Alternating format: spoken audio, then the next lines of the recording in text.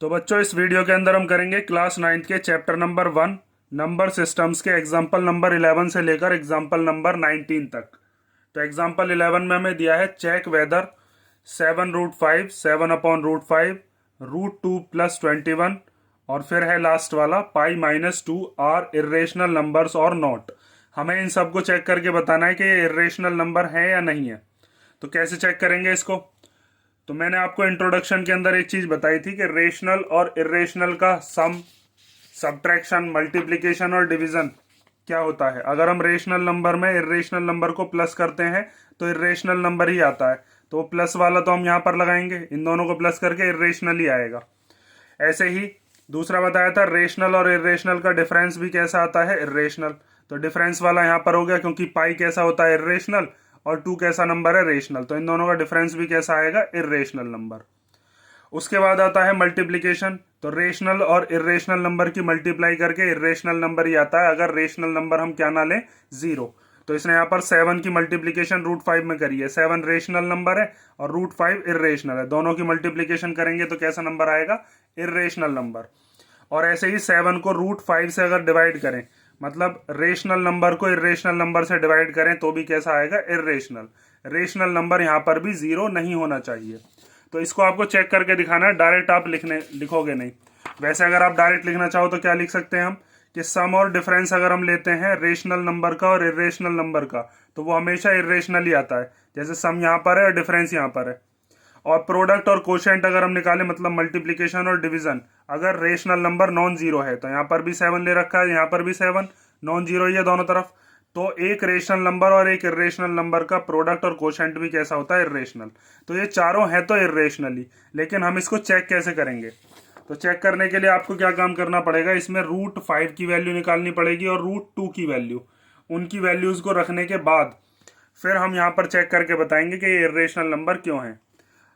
और पाई की जो वैल्यू है वो आपको पता होनी चाहिए। पाई की जो हम वैल्यू लेते हैं 22/7, एग्जैक्ट वैल्यू वो नहीं होती। पाई की एग्जैक्ट वैल्यू तो 3.14159 समथिंग होती है, लेकिन हम 3.14 ले लेते हैं, क्योंकि 22/7 को सॉल्व करके 3.14 के करीब आता है। ठीक है, तो वो एग्जैक्ट वैल्यू नहीं है। इसके बारे में डिटेल में अभी बताऊंगा, पहले हम √5 और √2 की वैल्यू निकाल लेते हैं। तो ये रफ का काम है, मैं आपको बता देता हूँ √5 और √2 की वैल्यू कैसे निकलेगी। तो उसके लिए पहले मैंने इंट्रोडक्शन में ही बता रखा है, अगर आपको √5 की वैल्यू निकालनी है तो डेसिमल के बाद आप कितने डेसिमल तक निकालते हो उस चीज़ पर डिपेंड करता है। तो मैं यहाँ पर लिख लेता हूँ कि मेरे को 3 डेसिमल तक सॉल्व करना है। तो यहाँ पर आप कितने जीरो बढ़ाओगे, 6 जीरो, और पीछे से पेयर बना लेते हैं। ऐसे लॉन्ग डिवीजन मेथड ये आपने 8th क्लास में भी किया होगा। तो अब जो पहला वाला नंबर है, ये इसके स्क्वायर से 5 से पहले किसका स्क्वायर आता है, तो इससे पहले आता है 2 का स्क्वायर। तो 2 2 जा कितना हो जाएगा, 4। 5 में से 4 गया तो कितना बचेगा, 1। अब पॉइंट को नीचे उतारते नहीं है, तो पॉइंट को दे देते हैं ऊपर। ऊपर से ये पूरा का पूरा पेयर नीचे आएगा, मतलब कि 100। अब 2 और 2 कितने हो जाएंगे, 4। 4 के आगे आपको ऐसा कुछ लगाना है कि 100 से छोटा नंबर आ जाए, या 100 ही आ जाए। तो 100 तो आ नहीं सकता। लगाने का मेथड क्या होता है कि अगर आप 4 के आगे 1 लगाते हो तो आप 1 से ही मल्टीप्लाई कर सकते हो। अगर आप 4 के आगे 2 लगाते हो तो आप 2 से ही मल्टीप्लीकेशन कर सकते हो। अगर आप 4 के आगे 3 लगाते हो तो आप 3 से ही मल्टीप्लाई कर सकते हो। तो यहाँ पर 41 आ जाएगा। 2 2 जा 4 और 2 4 जा 8। 3 3 जा कितने हो गए, 9, और 3 4 जा कितना हो गया, 12। तो ये वाला नंबर तो बड़ा है, तो हमें क्या लगाना पड़ेगा, यहाँ पर भी 2 लगाएंगे और यहाँ पर भी 2। तो कितना आया ये, 84। जब इसको माइनस करेंगे तो कितना आ जाएगा, 16। ऊपर से नेक्स्ट पेयर को उतारोगे, 0 और 0।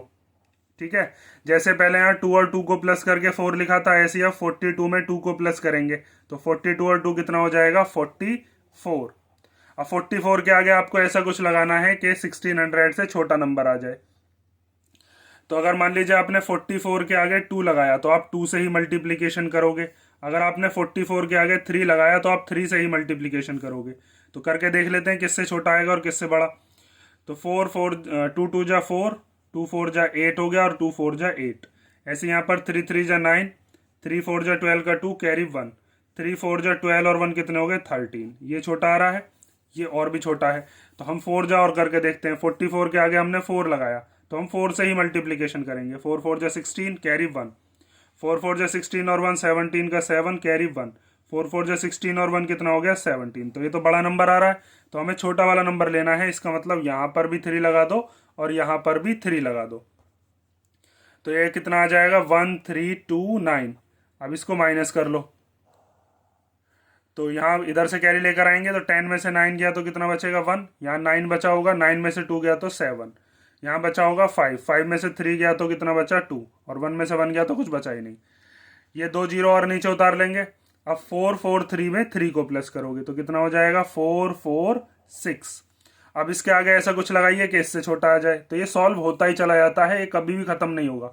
तो डेसिमल के बाद आप 2 तक या 3 तक सॉल्व कर सकते हो, 2 डेसिमल प्लेसेस तक या 3 डेसिमल प्लेसेस तक। तो मैं इसके आगे लगा कर दिखाता हूँ। जैसे 4 4 6 के आगे मान लीजिए आपने लगाया 6, तो आप 6 से ही मल्टीप्लीकेशन करोगे।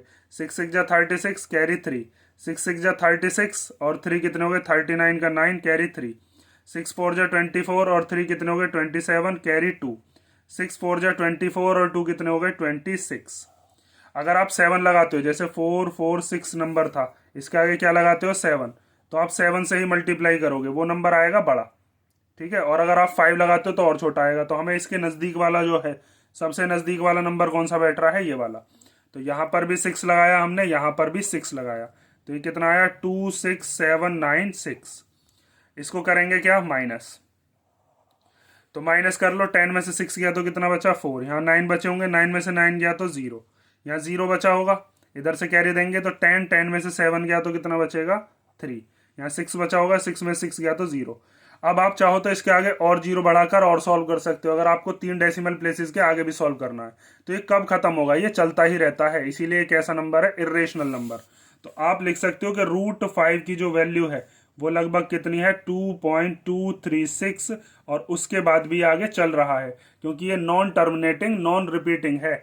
अगर ये रूट के अंदर कोई परफेक्ट स्क्वायर नंबर नहीं है, अगर ये रूट के बाहर नहीं निकल सकता, तो ये इरेशनल नंबर ही है, जिसकी लगभग वैल्यू इतनी है, अप्रॉक्स वैल्यू इतनी है। इसी तरीके से हम किसकी वैल्यू निकालेंगे √2 की वैल्यू। तो √2 की वैल्यू और निकाल कर दिखाता हूं मैं आपको इधर। ठीक है। अगर किसी बच्चे पे नहीं आती होगी तो वो सीख तो भी लेगा। यहाँ पर ऐसे हम निकालते हैं 2 की वैल्यू, तो 2 के आगे हम कुछ नहीं है तो क्या लगा सकते हैं 0 लगा सकते हैं पॉइंट के बाद। तो हमने कितने जीरोज ले ली यहाँ पर 6 जीरोज, ताकि इसको भी हम डेसिमल के बाद 3 तक सॉल्व कर सकें। वैसे मैंने √2 को आपको सिखाया भी था शायद 1.3 के इंट्रोडक्शन के अंदर। तो यहाँ पर देखिए पीछे से पेयर बनाते हैं ना, तो 2 2 के पेयर ये बन गए और ये 2 अकेला बच गया। तो यहाँ पर 2 से पहले किसका स्क्वायर आता है, या 2 किसी का स्क्वायर होता है, 2 तो किसी का स्क्वायर होता नहीं है। तो सीधा सीधा हम क्या करेंगे 1 1 जा 1। तो 2 में से 1 गया तो 1, पॉइंट नीचे उतारते नहीं है, पॉइंट को दे देंगे ऊपर, ये दोनों जीरोज नीचे आ जाएंगी। अब इन दोनों को प्लस करोगे, 1 और 1 कितना हो जाएगा 2। 2 के आगे ऐसा कुछ लगाइए कि इससे छोटा आ जाए, 100 से छोटा। तो जैसे अगर मान लीजिए आपने 2 के आगे लगाया 5, तो आप 5 से ही मल्टीप्लीकेशन कर सकते हो। तो 5 5 जा 25 कैरी 2, 5 2 जा 10 और 2 कितने हो गए 12। तो ये तो बड़ा आ रहा है। तो मैंने 2 के आगे लगाया 4, तो मैं 4 से ही मल्टीप्लीकेशन करूंगा। 4 4 जा 16 कैरी 1, 4 2 जा 8 और 1 कितने हो गए 9। तो हम यहाँ पर भी 4 लगाएंगे और यहाँ पर भी 4, कितना आया 96। इसको माइनस करेंगे तो कितना आ जाएगा 4। ऊपर से नेक्स्ट पेयर को उतारा हमने 00। उसके बाद जैसे आपने यहाँ पर 1 और 1 को प्लस करके 2 लिखा था, ऐसे ही अब इस पूरे को 24 को 4 में प्लस कर दो तो कितना हो जाएगा 28। अब 28 के आगे ऐसा कुछ लगाए कि 400 से छोटा आ जाए। तो हमने 28 के आगे मान लीजिए 2 लगाया, तो 2 2 जा 4, 2 8 जा 16 का 6 कैरी 1, 2 2 जा 4 और 1 5। तो ये तो बड़ा नंबर आ रहा है। तो हम क्या करेंगे 28 के आगे 1 लगाएंगे, तो 1 से ही मल्टीप्लाई करेंगे। 1 1 जा 1, 1 8 जा 8 और 1 2 जा 2। तो यहाँ पर भी हमने 1 लगा दिया, यहाँ पर भी 1, ये आ गया 281। अब इसको माइनस करेंगे, तो यहाँ पर 10 में से 1 गया तो कितना बचा 9, यहाँ 9 बचा होगा, 9 में से 8 गया तो कितना बचा 1, और फिर यहाँ 3 बचा होगा, 3 में से 2 गया तो 1। फिर नेक्स्ट पेयर ये वाला 00 ये उतार लिए। अब 281 में हम 1 को प्लस करेंगे, तो 281 में जब 1 को प्लस करोगे तो कितना आएगा 282। अब इसके आगे कुछ ऐसा नंबर लगाइए कि इससे छोटा आ जाए। तो मान लीजिए मैंने 282 के आगे, 282 है ना, इसके आगे मैंने क्या लगा दिया मान लीजिए 4। तो मैं 4 से ही मल्टीप्लीकेशन करूंगा। 4 4 जा 16 का 6 कैरी 1, 4 2 जा 8 और 1 9, 4 8 जा 32 का 2 कैरी 3, 4 2 जा 8 और 3 कितने हो गए 11। तो ये आया 1 1 2 9 6। क्या लगाने के बाद, जब मैंने यहाँ पर भी 4 लगाया और यहाँ पर भी 4। अब इसको माइनस कर लो, माइनस करके क्या आता है वो इतना इंपॉर्टेंट नहीं है। मेन चीज है कि ये इसके आगे भी सॉल्व होता रहेगा, लेकिन डेसिमल के बाद 3 डेसिमल तक हमने इसको सॉल्व कर लिया। माइनस करके चलो लिख ही देता हूं मैं। यहाँ पर आएगा 10 में से 6 गया तो 4, 9 में से 9 गया तो 0, इधर कितने बचे होंगे 8, 8 में से 2 गया तो कितना बचेगा 6। ठीक है, इसके आगे भी सॉल्व करना चाहो तो कर सकते हो। तो ये कितना हो जाएगा 1.414। ठीक है, लेकिन ये इसके आगे भी सॉल्व हो सकता है। तो ये दोनों इरेशनल नंबर हो गए। और मुझे किसकी जरूरत पड़ेगी, और मुझे जरूरत पड़ेगी पाई की।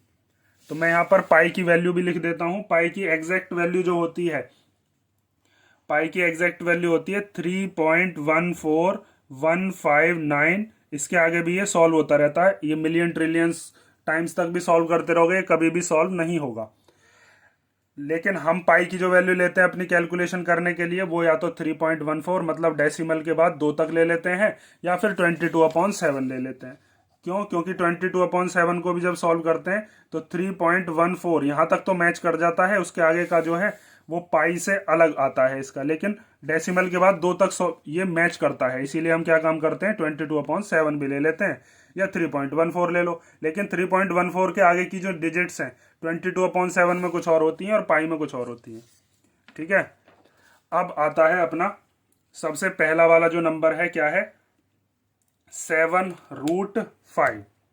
ये इरेशनल नंबर क्यों है, इसको हमें बताना है।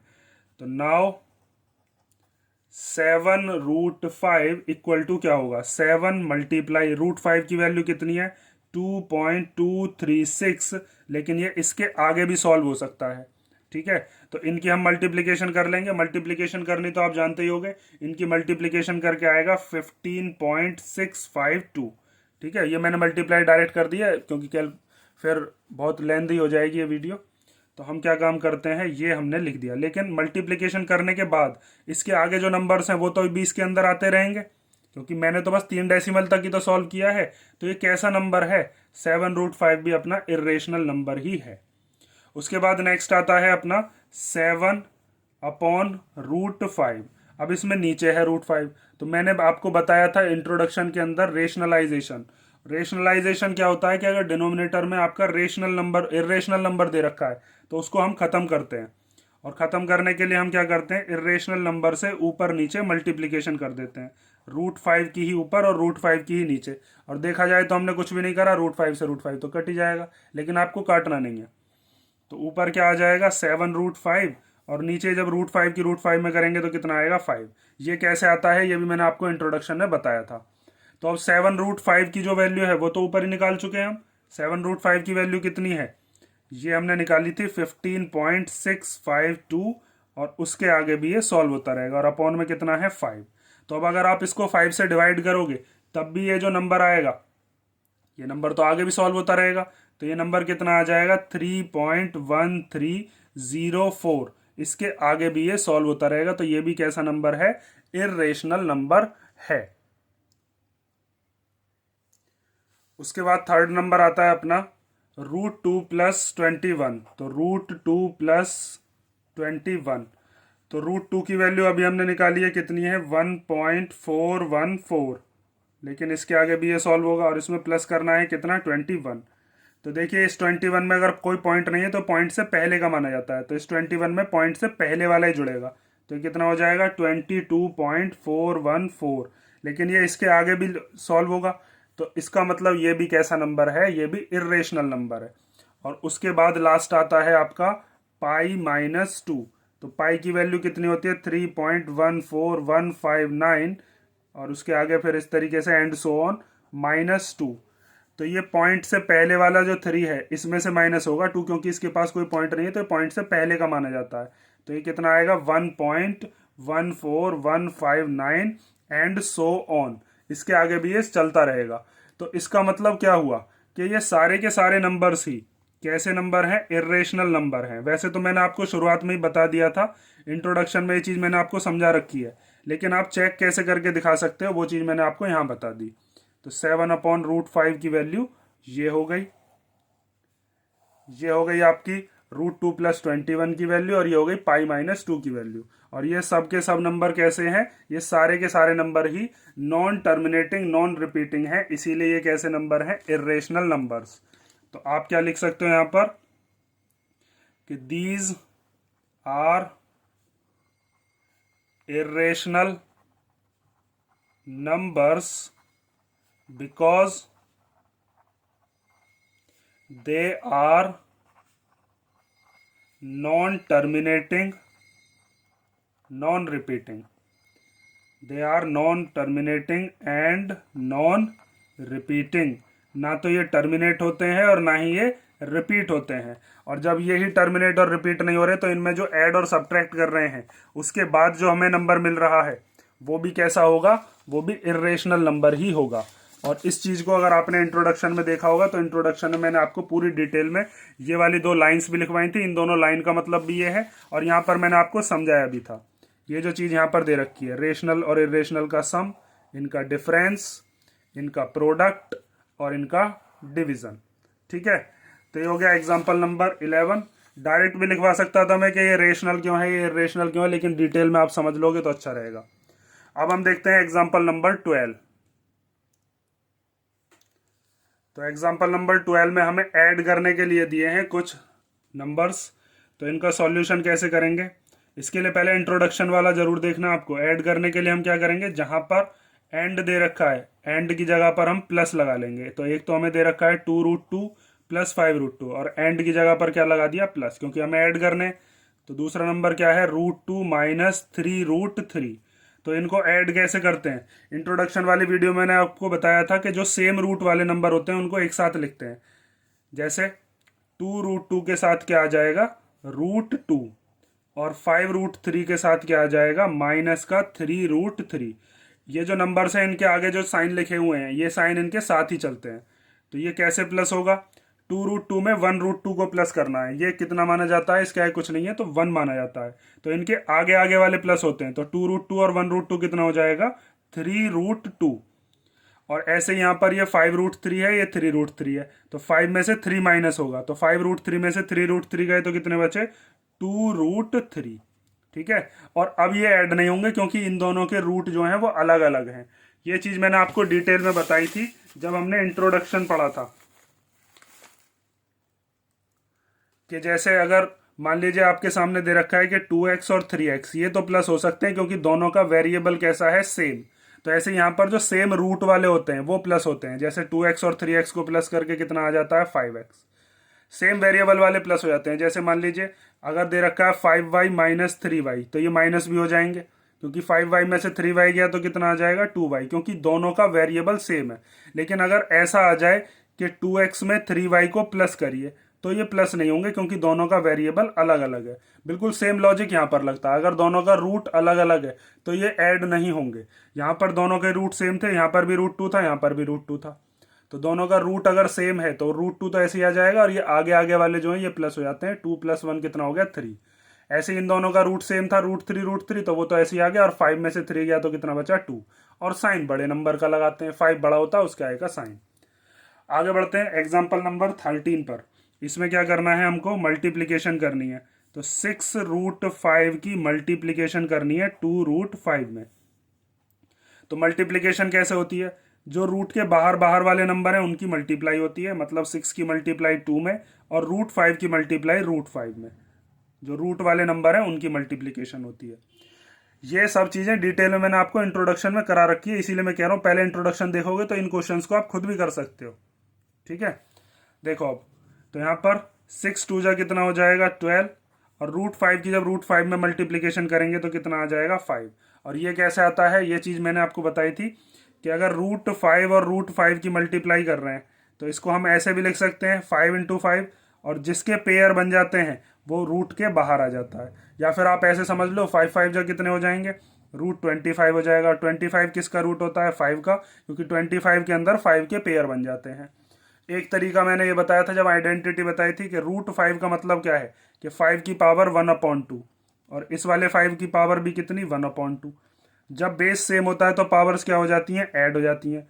तो 1/2 और 1/2 ऐड हो जाएगा, बेस सेम है तो उसको एक बार लिखा जाएगा। 1/2 और 1/2 कितना हो जाएगा, 1। भाई आधा और आधा कितना होता है 1, 1/2 का आधा ही तो कहते हैं, तो 5 की पावर 1 मतलब कि 5, तो 12 5 जा कितना हो गया 60। ठीक है, ये सब चीज़ जो बताइए इधर ये सब रफ का काम है। आगे देखो एग्जाम्पल नंबर 14, इसमें दिया है 8√15 को डिवाइड करिए 2√3 से।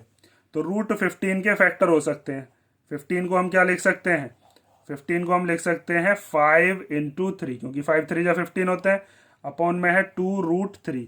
और जब रूट के अंदर दो नंबर हो, मैंने आपको बताया था कि अगर रूट के अंदर ऐसे लिखा हुआ है a × b, तो हम इसको लिख सकते हैं √a × √b, मतलब नंबर्स पर अलग अलग रूट चढ़ा सकते हैं। ये मैंने आपको आइडेंटिटीज वाली वीडियो में बताया था। तो हम इसको लिख सकते हैं 8 × √5 × √3, और अपॉन में क्या है इसके 2√3। ठीक है, इस 2 से आप 8 को पहले भी काट सकते थे, मैं यहीं पर काट रहा हूँ। 2 के टेबल में 8 कितनी बार आएगा 4 बार, और √3 से √3 क्या हो गया कैंसिल हो गया, तो क्या बचा बस 4√5। ठीक है, तो ये हो गया आपका एग्जाम्पल नंबर 14। अब हम देखते हैं एग्जाम्पल नंबर 15। तो 15 में हमें दिया है सिंप्लीफाई द फॉलोइंग एक्सप्रेशंस, इनको हमें क्या करना है सिंप्लीफाई करना है। तो सिंप्लीफाई करने के लिए क्या काम करेंगे, अगर कोई फॉर्मूला लग रहा हो तो हम फार्मूला लगाएंगे, वरना तो सीधी सीधी मल्टीप्लिकेशन करेंगे। और उसकी पहचान कैसे होती है, जैसे यहाँ पर पहला नंबर 5 है, यहाँ पर 2 है, मतलब पहला नंबर अलग अलग और दूसरा नंबर भी अलग। तो अगर ऐसा दे रखा है तो कोई भी फॉर्मूला नहीं लगेगा। लेकिन यहाँ पर देखिए पहला नंबर भी दोनों में 5 है और दूसरा नंबर भी दोनों में √5 है, एक बार प्लस है एक बार माइनस है, तो ये वाला आइडेंटिटी से हो जाएगा। इसमें पहला नंबर √11, इसमें भी √11, इसमें √7, इसमें भी √7, एक बार माइनस है एक बार प्लस है, इसमें भी आइडेंटिटी लग जाएगी। कौन सी लगेगी वो अभी बताऊंगा। और यहाँ पर होल पर स्क्वायर है, तो यहाँ पर a+b का होल स्क्वायर लग जाएगा। तो कैसे सॉल्व करेंगे, पहले फर्स्ट वाला देखते हैं। तो पहले 5 की मल्टीप्लीकेशन करेंगे इस पूरे ब्रैकेट में, 2 + √5 में, ऐसे मल्टीप्लाई होती है। यहाँ पर इनके बीच में क्या है, कुछ नहीं है, तो मल्टीप्लाई मानी जाती है। और फिर √7 की मल्टीप्लीकेशन भी करेंगे इसी ब्रैकेट में, 2 + √5 में। ठीक है, पहले इस 5 की पूरे ब्रैकेट में और फिर √7 की इस पूरे ब्रैकेट में। उल्टा भी कर सकते थे आप, पहले 2 की इस पूरे ब्रैकेट में 5 + √7 में, और फिर √5 की भी इसी पूरे ब्रैकेट में 5 + √7 में, तो भी सेम ही आता आंसर।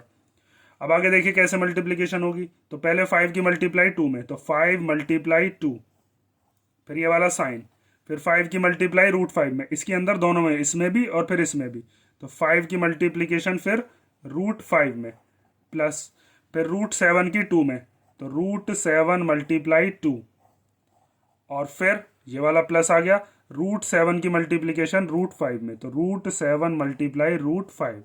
इस तरीके का क्वेश्चन मैंने आपको इंट्रोडक्शन में भी एक करवाया था। आगे देखिए, तो 5 2 जा कितना हो जाएगा 10, प्लस अब 5 की √5 में मल्टीप्लीकेशन कैसे होगी, ये तो रेशनल है ये इरेशनल है, तो दोनों की मल्टीप्लीकेशन ऐसे ही लिख दी जाती है बस कि 5√5 हो गया। ठीक है, ऐसे ही √7 की जब 2 में मल्टीप्लीकेशन होगी तो ऐसे मत लिख देना कि 14 लिख दिया आपने, 2 ऐसे ही लिखा जाएगा और फिर √7, पहले बिना रूट वाला नंबर लिखते हैं फिर रूट वाला, तो 2√7 हो गया। ये दोनों ही रूट वाले, दोनों रूट वाले नंबर्स की मल्टीप्लीकेशन हो जाती है, तो ये कितना हो जाएगा 7 5 जा 35, लेकिन किसके अंदर, रूट के अंदर। तो अब ये जो नंबर आया है इसमें कोई भी सेम रूट वाला नहीं है, तो यही आपका फाइनल आंसर है, क्योंकि इसमें कुछ भी ऐड नहीं हो सकता। इसका √5 है, इसका √7 है, इसका √35 है। सेम रूट ही प्लस होते हैं, सेम रूट ही माइनस होते हैं। इसके अंदर क्या लगाएंगे, इसके अंदर हम लगाएंगे एक आइडेंटिटी, और वो आइडेंटिटी क्या होती है मैंने आपको बता रखा है कि अगर हो आइडेंटिटी a+b, और यहाँ पर क्या a-b, मतलब पहला नंबर दोनों का सेम, भाई यहाँ पर 5 यहाँ पर 5, दूसरा नंबर भी दोनों का सेम, एक बार प्लस एक बार माइनस। तो इसको हम कैसे सॉल्व करते हैं, इसको हम सॉल्व करते हैं a² - b² से। ठीक है, अगर आप इस मेथड से करोगे तो भी आ जाएगा। 5 के मल्टीप्लीकेशन में ये दोनों लिखें और फिर √5 के मल्टीप्लीकेशन में ये दोनों, जैसे हमने यहाँ पर मल्टीप्लाई करी है। लेकिन अगर डायरेक्ट फॉर्मूला यूज हो सकता है तो आप उसी से करोगे। तो क्वेश्चन हमें किस फॉर्म में दे रखा है, क्वेश्चन हमें इस फॉर्म में दे रखा है, हमें सॉल्यूशन इस फॉर्म में करना है। तो ए की जगह पर क्या है अपना 5, तो 5 का स्क्वायर, और फिर बी की जगह क्या है, बी की जगह है अपना √5, बी की जगह क्या है √5, तो यहाँ पर √5 का स्क्वायर। तो 5 का स्क्वायर कितना हो जाएगा 25, और √5 का स्क्वायर क्या होगा, रूट से स्क्वायर कैंसिल हो जाता है, तो √5 का स्क्वायर हो जाएगा 5। और ये चीज़ मैंने आपको इंट्रोडक्शन में भी बताई थी कि अगर √a का हम स्क्वायर करेंगे तो √a का स्क्वायर कितना होता है, a ही होता है।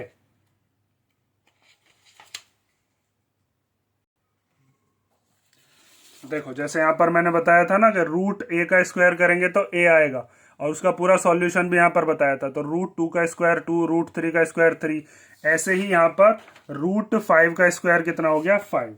और ये इस तरीके के जो क्वेश्चन हैं वो हमने यहाँ पर मैंने बताए भी थे आपको कि अगर एक बार प्लस हो एक बार माइनस हो तो क्या होगा। अगर पहला वाला बिना रूट वाला हो और दूसरा वाला रूट वाला हो तो किस तरीके से सॉल्व करेंगे। वहाँ पर एक एग्जाम्पल भी लिया था, 5 + √3 5 - √3, ऐसा ही यहाँ पर है। तो यहाँ पर 25 में से 5 गया तो कितना हो जाएगा अपना 20। अब आगे देखिए, नेक्स्ट आता है आपका √3 + √7 का स्क्वायर। तो इसको कैसे सॉल्व करेंगे, इसे मानेंगे ए, इसे मानेंगे बी। और आपको पता है a + b का होल स्क्वायर क्या होता है। a + b के होल स्क्वायर की आइडेंटिटी होती है a² + b² + 2ab। ठीक है, तो हमें क्वेश्चन किस फॉर्म में दे रखा है, a + b के होल स्क्वायर की फॉर्म में। ऐसे हमें क्वेश्चन दिया, हम सॉल्यूशन ऐसे करेंगे। तो आपको पहले a की जगह पर क्या रखना होगा, a की जगह पर हम रखेंगे √3। तो ये हो जाएगा अपना √3 का स्क्वायर। ठीक है, पहले a² लिख लिया, फिर b² मतलब कि √7 का स्क्वायर, और फिर 2 a की जगह पर क्या रखेंगे, a की जगह है अपना √3 और b की जगह क्या है अपना √7। अब इसको सॉल्व कर लो। तो यहाँ पर √3 का स्क्वायर कितना हो जाएगा 3, √7 का स्क्वायर हो जाएगा 7, और ये 2 √3 की √7 में हो सकती है क्योंकि ये दोनों ही रूट वाले हैं।